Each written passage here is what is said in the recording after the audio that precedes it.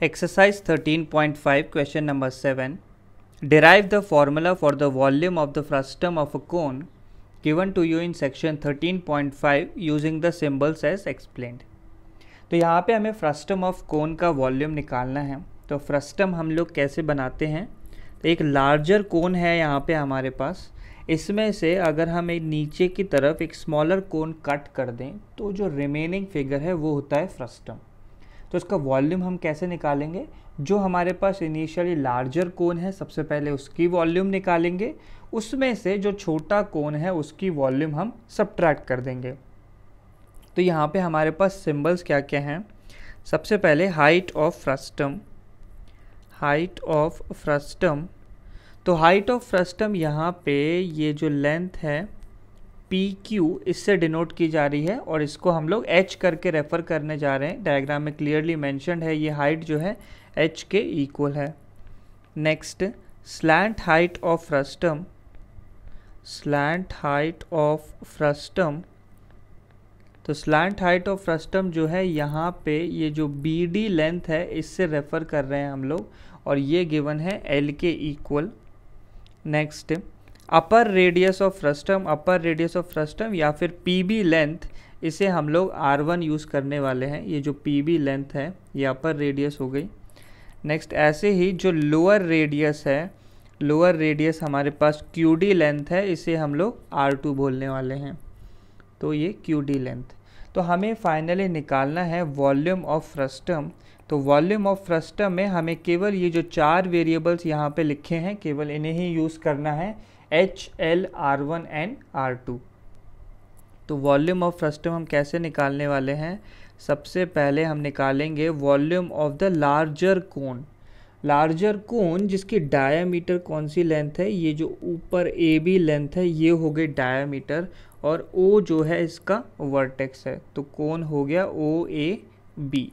इसमें से हम वॉल्यूम सब्ट्रैक्ट करने वाले हैं वॉल्यूम ऑफ द लोअर कोन, जो नीचे वाला कोन है जिसकी डायमीटर CD है और वर्टेक्स O है। तो OCD, इसकी वॉल्यूम हम सब्ट्रैक्ट करेंगे। सो ये बनता है वॉल्यूम ऑफ फ्रस्टम। तो वॉल्यूम ऑफ कोन का फॉर्मूला हमारे पास होता है 1/3 पाई R²H। तो अपर कोन की रेडियस R1 है और अपर कोन की अगर हम हाइट की बात करें तो ये जो हाइट H1 है ये बड़े कोन की हाइट ही गिवन है। तो क्या वॉल्यूम आ जाएगा 1/3 पाई R²H होता है तो R1² H1 आ जाएगा। ये हो गई हाइट, वॉल्यूम ऑफ लार्जर कोन। अब जो स्मॉलर कोन है, जो नीचे वाला कोन है, इसकी हाइट क्लियरली H2 गिवन है हमें और रेडियस कितनी हमने अज्यूम की है R2। तो इसका फॉर्मूला बन जाएगा 1/3 पाई R2² H2। तो यहाँ से हमें कैसे भी H1 H2 हटा के केवल H यूज़ करना है। तो इसके लिए हम लोग दो ट्रायंगल्स कंसीडर करने वाले हैं। फर्स्ट ट्रायंगल OPB और सेकेंडली ट्रायंगल OQD। तो ये दो ट्रायंगल्स को हमें सिमिलर प्रूव करना है। ये PB लेंथ हो गई तो इसको O से ज्वाइन करना है। तो एक हो गया हमारे पास ये लार्जर ट्रायंगल जो कि क्लियरली एंगल P पे 90 डिग्री है, तो एक राइट एंगल ट्रायंगल है। और एक OQD, तो ये जो नीचे छोटा वाला ट्रायंगल है वो कंसीडर करना है। इसमें भी एंगल Q जो है 90 डिग्री होने वाला है। तो सबसे पहले जो एंगल O है यहाँ पे, जो वर्टेक्स पे एंगल है वो इन दोनों में कॉमन है। So angle BOP is equal to angle DOQ, क्योंकि ये जो है दोनों ट्रायंगल्स में एक कॉमन एंगल है। नेक्स्ट हमने एक एक एंगल दोनों में 90 डिग्री मार्क किया है, दैट इज एंगल OPB, ये लार्जर ट्रायंगल में हो गया, और एंगल OQD ये स्मॉलर ट्रायंगल में हो गया। ये दोनों जो है 90 डिग्री के इक्वल हैं। इसका मतलब ये दोनों triangles, triangle OPB is similar to triangle OQD। कौन से रूल से हम लोग ये बोल सकते हैं दो एंगल्स इक्वल हैं, तो एंगल एंगल सिमिलैरिटी हम लगा सकते हैं। तो ये दोनों ट्रायंगल्स अब सिमिलर प्रूव हो गए हैं। तो corresponding sides of similar triangles जो हैं प्रोपोर्शनल होती हैं। तो यहाँ पे हम लिख सकते हैं P B upon Q D. तो पहले से पी बी आ गया, दूसरे से क्यू डी आ गया, इज इक्वल टू पहले से हम ओ बी ले रहे हैं तो दूसरे से आ जाएगा ओ डी, तो is equal to O B upon O D. इसका रीज़न हो गया हमारे पास corresponding sides of similar triangle are proportional. तो यहाँ पे ये जो चार साइड्स हमने मेंशन करी हैं, पी बी जो है R1 को रेफ़र करती है, क्यू डी जो है R2 है, ओ बी जो है, ओ बी को अगर हम ध्यान से देखें तो ओ बी रिप्रेजेंट कर रही है यहाँ पे H1 को। हाइट H1 अगर हम कंसीडर कर लें तो ओ बी जो है ओ बी रेफ़र कर रही है हमारे पास L1 को, और ओ डी किसको रेफ़र कर रहा है, ओ डी रेफ़र कर रहा है L2 को। तो एक बार को फिर से हम इसे लिख लेते हैं। तो पहला हमने लिखा P B upon Q D is equal to O B upon O D is equal to, अब हम एक तीसरी साइड भी यहाँ पे लिख लेते हैं, O P upon O Q. तो यहाँ पे हम ये वाला रेशो यूज़ करना चाहते हैं, जो बीच वाला रेशो है उसकी हमें इतनी रिक्वायरमेंट नहीं है। हम लोग यहाँ पे स्लैंट हाइट से डील नहीं कर रहे हैं। सरफेस एरिया के केस में हमें स्लैंट हाइट लेनी है और वॉल्यूम के केस में हमें हाइट लेनी है। तो ये जो OP लेंथ लिखी है क्लियरली इस डायग्राम में हम देख सकते हैं, OP जो है हाइट ऑफ लार्जर कोन है, यानी OP जो है H1 है और OQ जो है H2 के इक्वल है। तो PB की वैल्यू लिख ली R1 अपॉन QD हो गया R2 is equal to H1 upon H2। अच्छा, एक रिलेशन और हम यहाँ से लिख सकते हैं कि अगर बड़े कोन यानी H1 में से अगर छोटा कोन की हाइट हम हटा दें यानी H2, तो हमें किसकी हाइट मिल जाएगी, फ्रस्टम की हाइट। सो यहाँ से हम लिख सकते हैं कि H1 is equal to H plus H2, ये एक रिलेशन हमारे पास रहेगा। तो ये बनता है R1 upon R2 is equal to, अब H1 की जगह हम लिख देते हैं H plus H2 upon H2।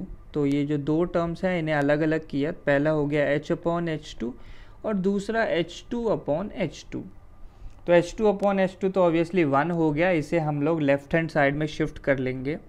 तो R1 upon R2 minus 1 is equal to H upon H2।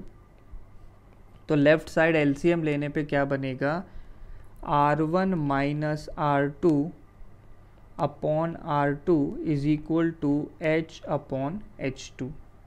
तो ये रिलेशन हमने इसलिए लिखा है ताकि यहाँ से हम लोग H2 की वैल्यू निकाल सके। तो क्रॉस मल्टीप्लाई करके H2 क्या बनेगा, यहाँ पे हमारे पास H2 की वैल्यू आ जाएगी H R2 अपॉन नीचे क्या आएगा R1 माइनस R2। तो ये रिलेशन हमारे लिए बड़ा ही इम्पोर्टेंट है। सो वॉल्यूम ऑफ फ्रस्टम ये हमने लिखा था 1/3 पाई R1 स्क्वायर H1 माइनस 1/3 पाई R2 स्क्वायर H2। तो यहाँ से हमें H1 H2 हटा के उसकी जगह सिर्फ H लेके आना है। तो इसके लिए दो रिलेशंस है हमारे पास। पहला, जहाँ भी हमें H1 दिखेगा H1 को हम लिख देंगे H प्लस H2, तो इससे H1 एलिमिनेट हो जाएगा, बट H2 फिर भी रहेगा। तो H2 की जगह हम लोग क्या रिप्लेस करेंगे, जो हमने अभी अभी निकाला H into R2 upon R1 minus R2। ये दो रिलेशंस हम लोग यूज़ करने वाले हैं। सो ये बनता है 1/3 पाई R1 स्क्वायर और H1 की जगह लिख देंगे हम H प्लस H2 माइनस 1/3 पाई R2 स्क्वायर, H2 की जगह लिखूँगा मैं H R2 upon R1 minus R2।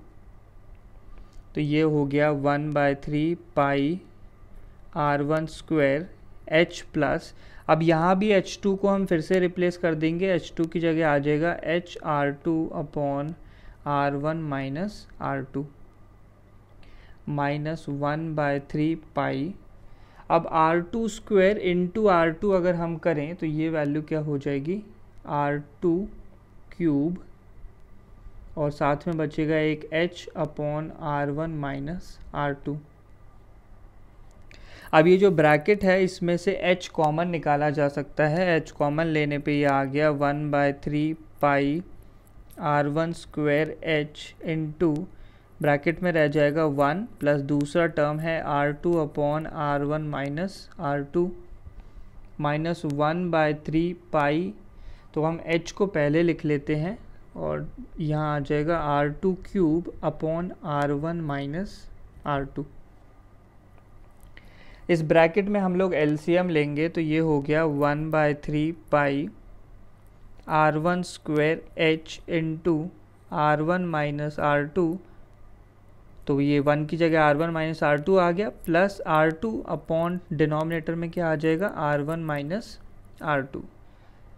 So clearly यहाँ पे R2 और R2 कैंसिल आउट हो जाएंगे, तो माइनस 1/3 पाई h R2 cube upon R1 minus R2। अब पहले टर्म में ब्रैकेट में न्यूमरेटर में सिर्फ R1 रह गया है और बाहर उसके है R1 स्क्वायर, तो इन दोनों को अगर हम मल्टीप्लाई करेंगे तो क्या बन जाएगा, R1 क्यूब। सो ये पहला टर्म हो गया 1/3 पाई h इंटू, अब यहाँ क्या आ जाएगा, R1 cube upon R1 minus R2 minus 1/3 पाई h, यहाँ पे लिखा हुआ है R2 cube upon R1 minus R2।